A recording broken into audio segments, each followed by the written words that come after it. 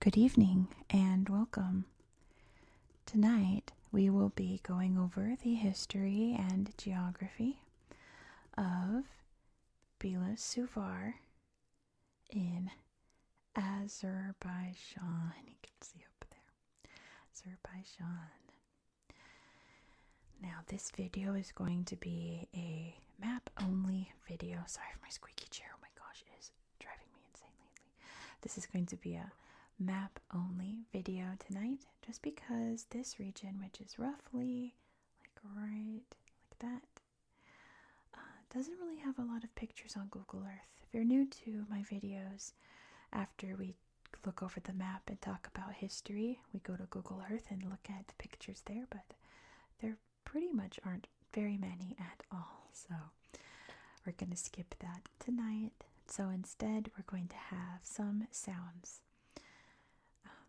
That's been my goal for this year, is to not have any like super short videos and just fill up that empty time with some nice ASMR sounds for you.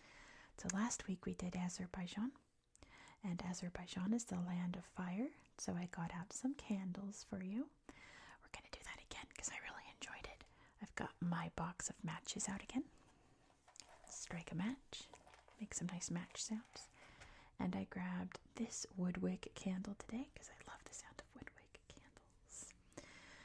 This is my autumn candle. You can see I have burned through it excessively. We're on the spiced blackberry scent. And this candle, since it's only like half empty, half full, makes some really interesting little hollow sounds. So we'll play with that after the video, so stay tuned for that. Gently put that down. Okay, move my box matches. The Land of Fire.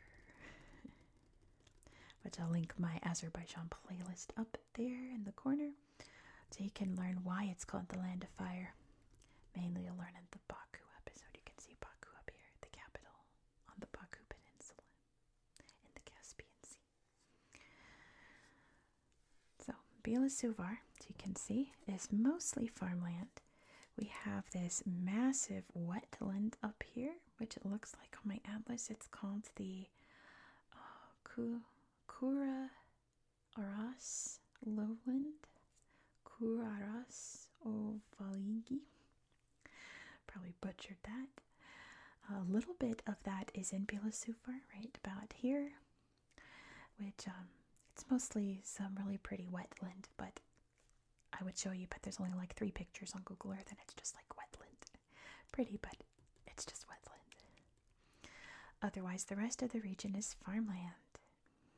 But what's also interesting is that you can see this border here with Iran, which is very sharp right here, right? And if you look, you can see this town on the border of Azerbaijan and Iran. What's it called? Bilasuvar. Bilasuvar. So why is that? Well, let's backtrack a bit in history.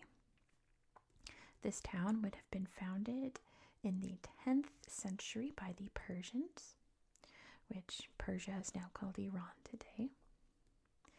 They had built some fortresses to guard this region, but it fell into decline in the 14th century. I don't think there was much to protect from in that area at that time, so it went by the wayside and didn't really pick back up until the 20th century. But again, I'm ahead of myself. Why is this border here? Why is there a town called Bilasuvar in Iran and Bilasuvar in Azerbaijan? Well, in the 1820s, Russia, way up there, and Persia, which is now Iran, had a war over mainly who's going to control this area in between. We have Azerbaijan here, Armenia there, Georgia. Who's going to be in control? So after the war, in 1828, they signed the Treaty of Turkmenshay, and that drew up the borders between Persia and Russia. So they drew the line, and that's where it is today. So this became part of Russia. This became part of Persia. So obviously the community here just had a line drawn through their home. So half of the people there became Persians and half the people there became Russians.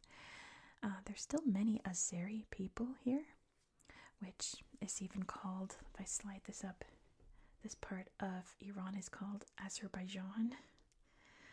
So it's kind of like always been part of Azerbaijan, and I guess culturally always will be, won't it?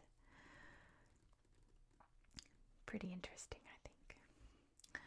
In the 1930s, so this was now the Soviet Union, as the Azerbaijan Soviet Socialist Republic, probably.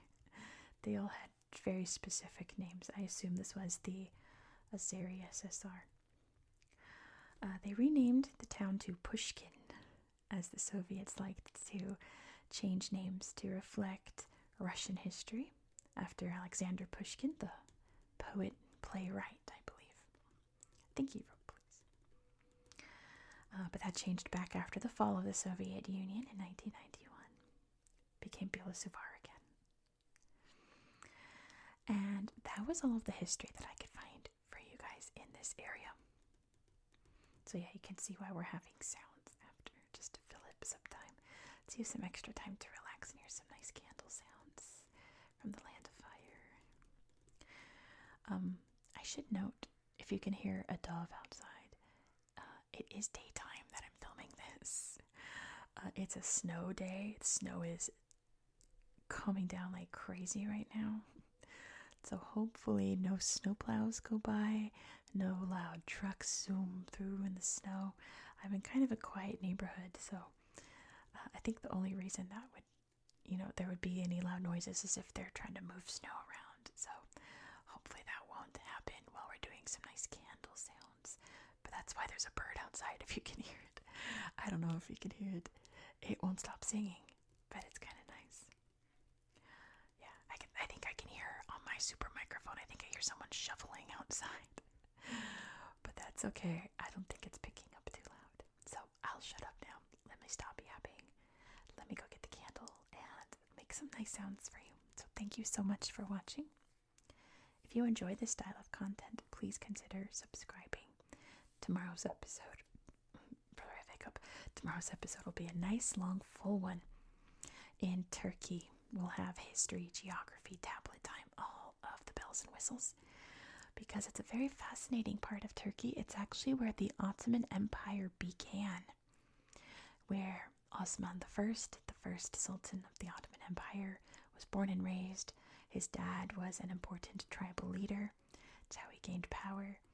And we'll go into more detail tomorrow and look at all the cool museums and landmarks left behind from that time. So be sure to subscribe so you won't miss out. I hope that you found this video to be relaxing and educational. And I hope that you have a good